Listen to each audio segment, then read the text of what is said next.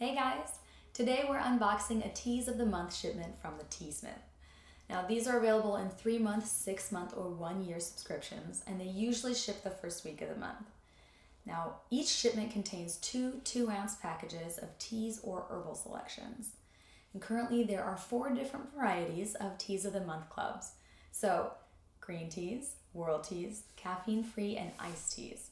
This is a world teas shipment. So let's open it up and see what we've got.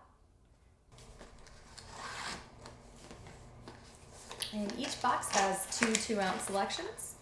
So this shipment of world teas, we have bourbon praline, which is a black tea, and Genmaicha Extra with matcha, which is a Japanese green. So in each shipment as well, you'll find tasting notes. So what to expect from flavors, and then also a place to put your own note so you can keep track each month. Flavors change every month, so this is a perfect gift for people who like a lot of variety. And it's also nice for yourself to have a new discovery in the mail every month.